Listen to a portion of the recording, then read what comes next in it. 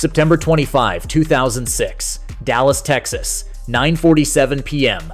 A 911 call came into Dallas Fire Rescue from a Highland Park mansion. The caller was Kimberly Etheredge, publicist for Dallas Cowboys star receiver Terrell Owens. Her voice was shaking. "He's not responding. I think he took too many pills. I found him unconscious." The dispatcher asked how many pills. Etheredge said, "I don't know, maybe 40. Hydrocodone, pain medication." The dispatcher asked the critical question, "Do you think this was intentional?" There was a pause. Then Etheredge said words that would change everything. "Yes, I believe it was a suicide attempt." Within minutes, paramedics arrived at the scene. They found Terrell Owens, one of the greatest receivers in NFL history, barely conscious, lying in his bedroom. The ambulance report would later state apparent suicide attempt, drug overdose, hydrocodone, but hours later when T.O. walked out of that hospital, he told the world a completely different story. He said it was just an allergic reaction, nothing more. The media reported it, the NFL moved on, and the incident was buried. But what really happened that night? Why did one of the most confident showmen in sports history allegedly try to end his life? And why did the NFL and the media let this story disappear? Subscribe and turn on notifications because what we're about to reveal is one of the best kept secrets in NFL history. Terrell Eldorado Owens was born December 7, 1973, in Alexander City, Alabama, a small town in the heart of the South. He was raised by his grandmother because his mother was young and his father was never in his life. He grew up in a poor neighborhood, but football talent got him out. He played at the University of Tennessee, Chattanooga, was drafted by the San Francisco 49ers in the third round of the '96 NFL Draft. Nobody thought he would become a legend. But 15 years later, T.O. would retire with 1,078 catches, 15,934 yards, and 153 touchdowns. Statistically, one of the three best receivers in history, but the numbers were only half the story. Because Terrell Owens wasn't just a football player, he was a showman. Every touchdown was a performance.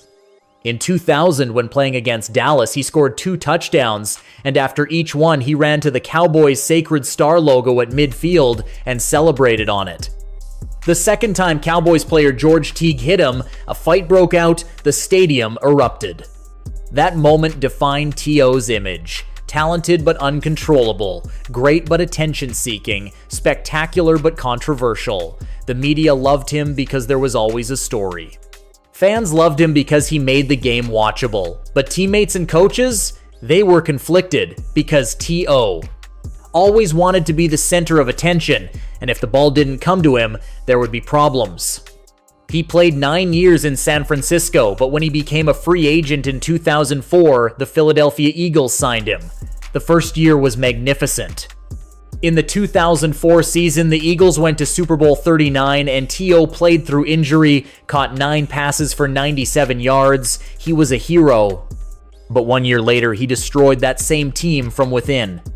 He criticized quarterback Donovan McNabb in the media, said he threw up in the Super Bowl, that's why we lost, demanded more money, created conflicts in the locker room. Eagles management suspended him for the final 9 games of the 2005 season. At the peak of his career, a team had sent T.O. home. In that moment, the entire NFL understood Terrell Owens was talented, but he was a risk factor. In March 2006, the Dallas Cowboys offered T.O. a 3-year, $25 million contract. Owner Jerry Jones knew he was taking a risk, but he thought T.O.'s talent outweighed the risk. The media went crazy. Dallas fans were divided. Some said finally a superstar, while others said he'll destroy the team. When T.O. came to Dallas, he was under enormous pressure. After the Philadelphia collapse, he needed to prove himself. Everyone expected him to fail. Cowboys quarterback Tony Romo was young and inexperienced. Tight end Jason Witten was a quiet leader. And T.O., he still wanted to be the center of attention. When the season started, things were going well. T.O. scored 3 touchdowns in the first 2 weeks. The media started saying maybe he's changed, but behind the scenes something was going wrong. T.O. had an injury to his right thumb. It required surgery, but he wanted to keep playing. Team doctors forced him into surgery. On September 19th, the operation happened. Doctors told him to rest for 4 weeks, but T.O. wanted to return in 2 weeks. He took pain medication, hydrocodone. a powerful opioid, every day. It relieves pain, but it also creates addiction. T.O. didn't know the dangers or didn't care because he had to get back on the field. Otherwise, everyone would be right. T.O. was a problem. But the drugs couldn't just relieve physical pain, because T.O. had other pains. The pressure from the media, the memory of Philadelphia failure. He had 8 children from 4 different women and was paying $60,000 a month in child support. His financial advisors had given him bad investment advice. Real estate he bought in Alabama was losing value. He was making millions, but spending millions. And there was no one he could really trust. His publicist, Kimberly Etheredge, was a professional relationship, but not a friend. Teammates respected him but weren't close. Family was far away, and T.O. was alone in that big house in Dallas. Sunday, September 24, the Cowboys played the Tennessee Titans and lost. T.O. had 5 catches, but the team was struggling. Criticism started. Monday, T.O. was at home. His thumb still hurt. He took more hydrocodone. He didn't even know how much he'd taken. Tuesday morning when he woke up, he felt strange. But he went to practice, talked to the media. Everything seemed normal. Tuesday evening when he got home, he was exhausted. Kimberly Etheredge brought him some documents, sponsorship contracts that needed signing. T.O. signed them. Etheredge left the house. But a few minutes later, something felt wrong to her. Etheredge came back. When she found T.O. in the bedroom, he wasn't responding. His eyes were open but unfocused. Etheredge shook him, called his name, but T.O. just mumbled. Etheredge saw the pill bottle on the nightstand, empty. She panicked and called 911. When the dispatcher asked, "Was this intentional?" Etheredge said what she was thinking in that moment. Yes. Suicide attempt. When the ambulance arrived, paramedics checked T.O.'s vital signs. Pulse was slow but steady. Breathing was shallow but continuing. He showed signs of overdose.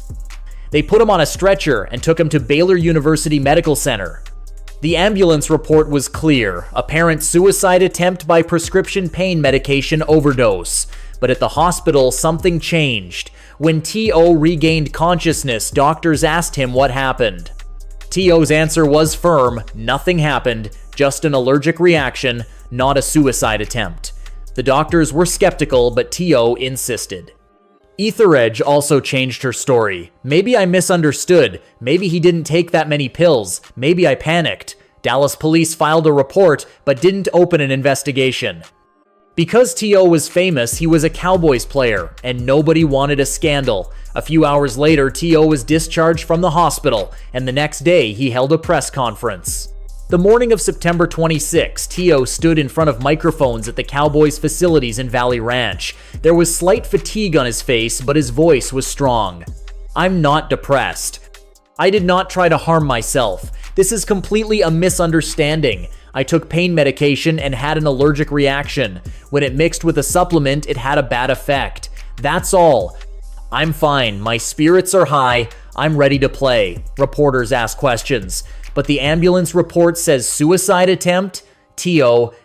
laughed. "The report is wrong. I told the paramedics what happened, but they wrote it down wrong. I'm not a depressed person. I'm Terrell Owens. I'm a champion." The room was silent. Some reporters didn't believe it, but nobody pressed because T.O. was so convincing. Or maybe everyone just didn't want to know the truth.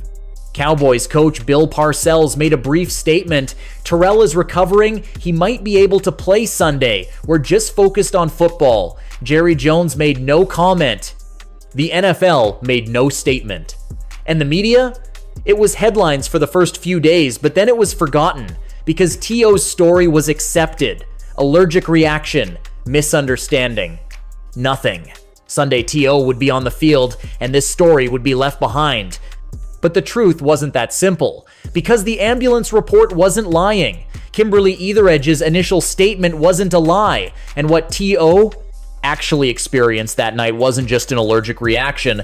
So why did everyone lie? Why didn't T.O. admit the truth? And why didn't the NFL investigate this incident? We don't know for certain whether Terrell Owens attempted suicide that night. Because he denied it, the Cowboys denied it, the NFL didn't investigate, but the ambulance report is there. The recordings of Etheredge's 911 call are there, and they're clear. Something went very wrong that night. If T.O. really did attempt suicide, why didn't he admit it? The answer is simple, because the NFL wasn't open to mental health issues. In 2006, an NFL player couldn't talk about depression because that meant weakness, and weak players got cut. T.O. had already been released from the Eagles. He needed to prove himself in Dallas. If he said he was depressed, his career would be over. And the Cowboys? They had invested $25 million. If T.O. had a mental health crisis, they would have to void that contract. Media scandal, fan backlash, league penalties. Nobody wanted that, so everyone accepted the story. Allergic reaction, misunderstanding, and T.O. played. October 1, 2006, just 5 days after the incident, the Cowboys played the Philadelphia Eagles. T.O. had 7 catches, 174 yards, 1 touchdown. Fans cheered. The media said, amazing comeback, and nobody talked about that night. But T.O.'s problem wasn't solved, because that night was a symptom, not the disease. The real problem was loneliness, pressure, perfectionism, and mistrust. T.O. had fought his whole life to be at the center of fame, but fame didn't bring him happiness. It brought money, but the money left. It brought fame, but it didn't bring real friends. And finally, when he sat alone in that big house in Dallas, he realized he had nothing. Just pain medication and next week's game. He finished the 2006 season, 75 catches, 1,800 yards, 13 touchdowns. A good season, but not spectacular. 2007 was better, 81 catches, 1,254 yards, 15 touchdowns. But problems with the team continued. His relationship with Tony Romo became strained. Jason Witten kept his distance, and in 2008, everything exploded. T.O. made statements to the media criticizing Romo. Arguments happened in the locker room. At the end of the season, the Cowboys released him. Jerry Jones announced the decision. Terrell is a tremendous player, but he's no longer a fit for our organization. T.O. then went to the Buffalo Bills, played 1 season, then Cincinnati Bengals, 1 more season, then no team would sign him. He was 38, could still play, but no team wanted to take the risk. In 2011, he retired. Not officially, just no team called. His NFL career was over. 15 years, 1,078 catches, 15,934 yards, 153 touchdowns. The second best receiver statistics after Jerry Rice. But nobody was talking about him, because T.O. wasn't just a player, he was a problem. After retirement, the financial collapse accelerated. In 2012, he said he was bankrupt. He'd made $80 million, but it was all gone. Child support payments, bad investments, luxury lifestyle. At one point, he was in danger of losing his home. He appeared on reality TV shows. He appeared on Doctor Phil and talked about his financial problems. He cried, "How did I get here? How did I lose all this money, Doctor?" Phil told him, "Because you didn't have people around you who really cared about you, you only had people who used you." T.O. nodded, but nothing changed. When the Hall of Fame vote came in 2016, everyone thought T.O. would be selected on the first ballot. His statistics were undeniable, but he wasn't selected. Jury members said character concerns, problems with teammates, conflicts with coaches, media scandals. T.O. was furious. "What do you mean? Doesn't what I did on the field matter? Are they only looking at what kind of person I am?" In 2017, he wasn't selected again. T.O. had an angry outburst on Twitter. "The NFL is punishing me because I was different, because I was myself." In 2018, he was finally selected. But he didn't attend the Hall of Fame ceremony. He boycotted the ceremony in Canton, Ohio, and instead held his own private ceremony at his university campus in Chattanooga, Tennessee. In his speech, he said, "To those who made me wait for years, who judged me, who told me, 'You're not a team player,' let me tell you something. I fought for my team every day. I gave my all every game. But in your eyes, I was always a problem, because I didn't play quietly, because I celebrated, because I was myself. And that bothered you." The people in the hall applauded, but the NFL world remained silent, because T.O. was still the same T.O., talented but defiant, spectacular but controversial, great but disturbing. Today in 2024, Terrell Owens is 50 years old, active on social media, sometimes appears as a commentator in NFL analysis, does his own podcast, shares fitness videos, still in shape. But he doesn't talk about that night, doesn't say a single word about September 25, 2006. Since the press conference, he's never once answered the question what really happened that night, and nobody insists on asking him, because the NFL closed that chapter. The media forgot. And T.O.? Maybe he wants to forget too.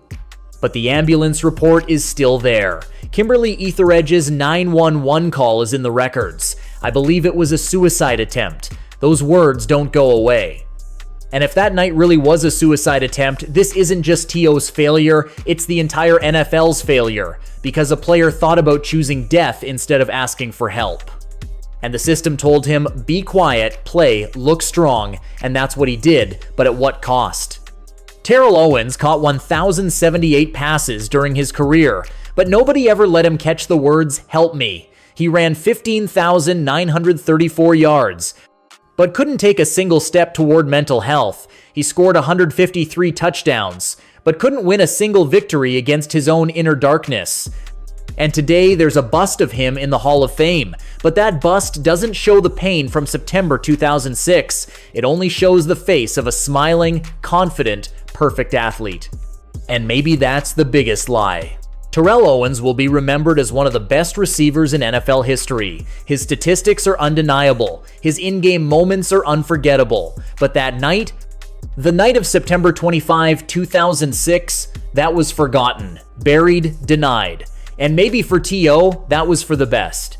Maybe admitting the truth would have ended his career. Maybe the system protected him. Or maybe the system consumed him, used him, and then threw him away. And that night was just the silent scream of a broken man. Today, the NFL talks about mental health, does CTE research, offers psychological support to players. But in 2006, none of that existed. Back then, a player couldn't ask for help. Because weakness would end a career. T.O. lived that system. And maybe that night was the night that system almost killed him. But nobody will admit it, because admitting means being responsible. And the NFL, the Cowboys, the media, none of them want to be responsible. So here's the truth. Terrell Owens experienced something that night. The ambulance report says so, Etheredge's call says so, but T.O. says no, and the system says no. And us? We're just spectators, and we keep forgetting, because forgetting is easier. Remembering hurts, and T.O.'s story reminds us, sometimes the people who seem strongest are the most fragile. Sometimes those who shout the loudest feel the deepest pain, and sometimes even winners lose. Terrell Owens won everything on the field, but off the field, maybe he lost everything. And that night was just a sign, but nobody listened.